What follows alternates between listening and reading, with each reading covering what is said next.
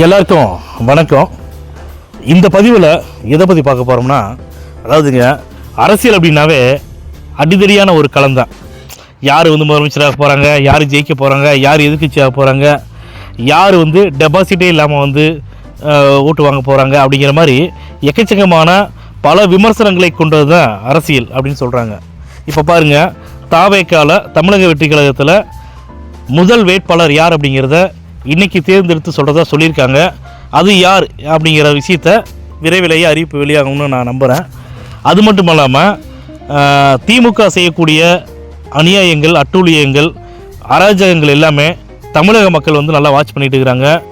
அதாவது திமுகவோட வேலை என்னன்னு கேட்டிங்கன்னா, தேர்தல் நெருங்க என்னமோ எல்லாத்தையும் சேர்த்து கொடுத்த மாதிரி. இப்போ நான் பிஜேபிக்கு சப்போர்ட் பண்ணலை, ஆனால் திரு அண்ணாமலை அவர்கள் நேற்று பேசுகிறாங்க.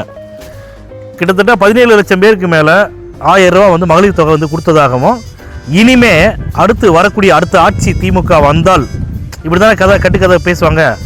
திரும்ப நாங்கள் ஆட்சிக்கு வந்தால் நாங்கள் மகளிர் உதவித்தொகையை நாங்கள் அதிகப்படுத்தி தரோம் அப்படின்னு திரு அண்ணாமலை அவர்கள் என்ன கேட்டாங்கன்னா, 17 லட்சம் மக்களுக்கு மகளிருக்கு இப்போ நீங்கள் 1000 அனுப்பிச்சி விட்டாங்களே, அப்போ இந்த 4.5 வருஷமாக அவங்களுக்கு தர வேண்டிய அமௌண்ட்டை நீங்கள் கொடுக்கணுமா இல்லையா அப்படிங்கிற ஒரு கேள்வி இருக்குல்ல மக்களே.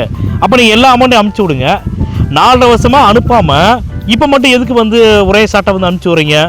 அப்போ இதில் தேர்தல் நேரத்தில் திமுக செய்யக்கூடிய வேலைகள் நல்லா மக்கள் பார்த்துட்டு இருக்கிறாங்க அப்படிங்கிறத நான் இந்த நேரத்தில் பதிவு பண்ணுறேன். எத்தனையோ ரோடுகள் பார்த்தீங்கன்னா, சென்னை சிட்டிக்குள்ளேயா இருக்கட்டும், வெளியூர் போகிறோம், போயிட்டு வரோம், எல்லா ஏரியாவில் பார்க்குறோம். ரோடு மகா மோசமான ரோடு, மட்டமான ரோடு. இவங்க யாருக்கு டெண்டர் கொடுக்குறாங்கன்னே தெரியல. டெண்டர் கொடுக்குறவன் சரியாக வேலை செய்கிறானா, அவன் என்ன மாதிரி பண்ணியிருக்கா, ஏது பண்ணியிருக்கா, குவாலிட்டியாக ரோடு போடுறானா, குவாலிட்டியாக பில்டிங் கட்டுறானா, குவாலிட்டியாக பாலம் கட்டுறானா அப்படின்னு சொல்லிட்டு திமுக அரசு பார்ப்பதில்லை. அவங்களுக்கு தேவை என்னென்னா, கடமைக்கு ஒரு விஷயத்தை நாங்கள் பண்ணிட்டோன்னு சொல்லிட்டு உடனே ஒரு நோட்டீஸ் போர்டு வச்சுருவாங்க. அந்த இடத்துல இத்தனை லட்சம், இத்தனை கோடி ரூபா இந்த செலவாச்சு அப்படின்னு சொல்லி கணக்குக்கு மட்டும் வைப்பாங்களே தவிர, அது நிஜமாக அவ்வளோ ஆச்சா இல்லையாங்கிறது அவங்களுக்கு தான் தெரியும். தமிழக மக்களுக்கு நல்லா தெரியும்.